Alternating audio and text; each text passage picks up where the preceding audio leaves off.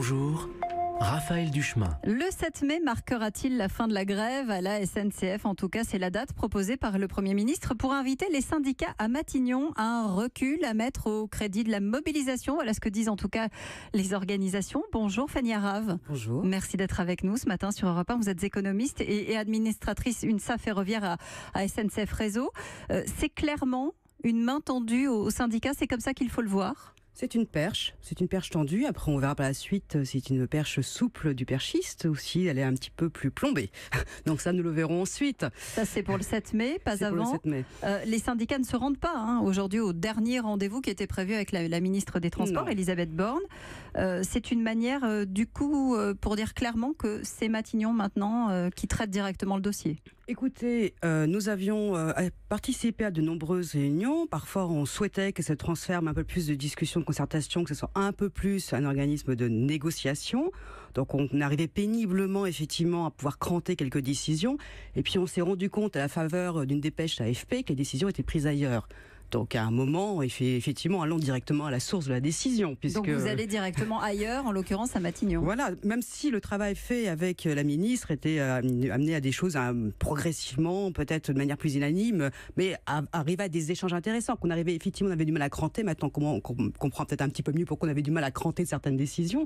Mais voilà, donc allons directement au Premier ministre, puisque visiblement les décisions sont souhaitées directement par là. Ça veut dire qu'Elisabeth Borne n'a pas du tout la main sur le dossier. Je ne sais, je n'irai pas jusqu'à dire qu'elle n'a pas la main, mais on sent en tout cas qu'elle n'a pas toute la marge de manœuvre qu'on aurait pu espérer à un moment. Alors, puisque vous parlez de marge de manœuvre, elles sont où les marges de négociation d'ici le 7 mai avec le gouvernement sur cette fameuse réforme du ferroviaire? Écoutez, on a pris cette réforme à l'envers. On a fait l'inverse des Allemands. Nous adorons faire semblant de faire comme les autres, mais surtout pas. Donc, nous avons un calendrier qui est à l'envers, avec des problématiques de dette qui n'ont pas du tout été anticipées. Rien n'a été anticipé. Donc, les études d'impact se font un peu en cours, se font maintenant. Donc, ce qui donne ce côté un petit peu chaotique. Et ce côté chaotique, on retrouve également dans les discussions. Parce que là, donc, a été annoncée la fin du statut pour le 1er janvier 2020, alors qu'aujourd'hui, il n'y a pas de convention collective qui achevée, finie d'écrire. Elle est un peu au milieu du guet.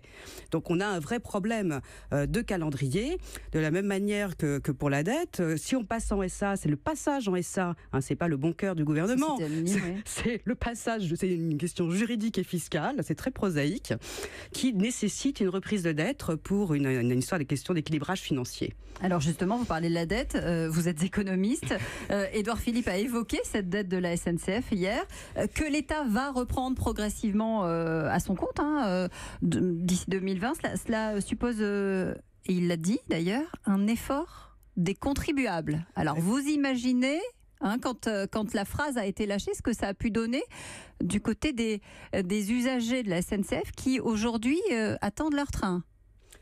Alors, je ne pense pas quand même que le Premier ministre soit totalement ignorant de la comptabilité nationale. Aujourd'hui, SNCF Réseau est un établissement public. Donc la dette est une dette publique. Il y a des investissements publics. Alors certes, elle est un peu cachée, elle n'est pas considérée aujourd'hui comme dette d'État au sens de la comptabilité nationale. Mais ce n'est pas aujourd'hui les contribuables qui... Enfin, aujourd'hui, c'est déjà les contribuables qui payent la dette. Alors pourquoi nous dire aujourd'hui les contribuables vont devoir faire un effort? Ça veut dire un effort de plus? Ça veut dire qu'on va... Clairement, qu'est-ce qu'on va nous demander demain? Il n'y a aucune, à moins de considérer que les services de l'État sont moins efficaces que les services de SNCF Réseau, mais je ne pense pas que ce fut le propos du Premier ministre. Il n'y a aucune raison que la dette coûte plus cher demain qu'elle ne coûte aujourd'hui. Sauf si elle s'amplifie, mais ça c'est de la gestion qui en sera faite. Déjà aujourd'hui, c'est de la dette publique, sauf qu'elle est cantonnée au sein des SNCF Réseau et donc traitée, titrisée par les services financiers. Aujourd'hui, ce n'est pas les redevances d'infrastructures payées aux entreprises ferroviaires qui couvrent et qui alimentent le financement de la dette, qui permettent de couvrir la dette. Ça permet difficilement de couvrir les coûts d'exploitation. Donc le financement de la dette est lié, c'est une dette publique. Là, il y a déjà aujourd'hui 10 milliards de cette dette qui sont déjà considérés comme de la dette publique par les instituts financiers nationaux, internationaux. Donc il joue à nous faire peur là, Édouard Philippe? Oui, là je pense que c'est un petit jeu. Les contribuables, vous allez payer encore? Bon, on est sous cette vieille antienne qui date d'il y a un an, je pense qu'elle a été dépassée, mais toujours là, de faire ce rapport un peu sulfureux, puis d'une certaine malhonnêteté intellectuelle entre statut et cheminots et dette. Voilà, c'est une dette d'État où effectivement qui est liée à successivement plusieurs arguments, y compris des décisions d'investissement. qui ont servi des projets tels qu'ils étaient à la fois nécessaires à la France, parfois ont été peut-être un petit peu loin sur les TGV, sur les lignes à grande vitesse, mais qui font partie d'un projet. Là, ce qui nous manque aujourd'hui, c'est qu'on n'a pas de projet, on n'a pas de financement sur le réseau existant, on a un manque de vision, et pour camoufler ce manque de vision, on transforme un acte juridique et financier, qui est la reprise de dette lorsqu'une entreprise passe en société anonyme, en un geste honorifique et d'une grande générosité de la part du gouvernement. Bon, et en plus, les contribuables seraient mis, c'est quand même terrible cette manière de diviser les personnes sur quelque chose qui est faux. Alors, dites-moi, cette grève, elle est couplée à celle d'Air France, elle va avoir évidemment un impact économique aussi, notamment sur le fret, on l'a vu.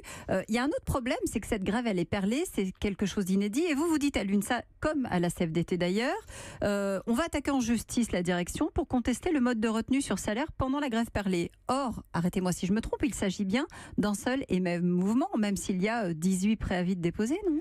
Non, ce sont bien 18 mouvements, avec 18 préavis, avec chaque fois différents motifs, parce que justement, nous étions calés sur le calendrier gouvernemental pour avoir des points de rendez-vous, justement, entre les différentes réunions, dans l'espoir, nous sommes de furieux optimistes, de pouvoir justement cranter, négocier et voir quelles étaient les avancées, donc si on continuait ou pas, en fonction des sujets qui étaient traités, est-ce qu'il y avait un passage qui était resté ou pas, et de voir comment on pouvait avancer sur ce sujet. Donc on a bien 18 mouvements et non pas un seul mouvement. Dites-moi, cet été, on aura des trains ou pas pour les grandes vacances? Ça va dépendre de ce qui va se passer le 7 mai? Écoutez, ça va dépendre de ce qui va se passer déjà voir un petit peu s'il y a d'autres contacts. Vous allez prendre la décision aujourd'hui en intersyndicale? Oui, exactement. On a une intersyndicale hier. Oui. Donc, effectivement, on continue sur le mouvement tel qu'il est aujourd'hui. On réfléchit aussi à d'autres modes d'action, de sensibilisation, de pouvoir un peu comment on peut faire ça. Je vous annonce aujourd'hui qu'il y a une conférence de presse de l'intersyndicale au siège de la CFDT, Cheminotes, à Saint-Denis. Donc, on réfléchit parce qu'effectivement, on comprend tout à fait l'inquiétude des usagers qui se trouvent là pris dans une situation coincée par le gouvernement qui ne souhaite pas être plus clair que ça sur la réforme et qui est parfois une certaine forme de malhonnêteté intellectuelle, en faisant penser que tout est réglé alors que les choses ne sont pas si simples que ça et qu'il ne s'agit pas seulement que des cheminots, il s'agit surtout du devenir du ferroviaire. Parce que sans financement pérenne du réseau, des lignes vont fermer. Parce qu'une société anonyme, active, doit correspondre à un niveau de passif. Et si les petites lignes ne sont pas assez rentables en termes d'usage, d'économie d'usage, eh bien, elles fermeront tant que les régions ne pourront pas compenser. Merci beaucoup, Fanny Arav, d'être venue ce matin, faire le point avec nous sur la situation en ce moment à la SNCF. Je vous remercie. 6h27.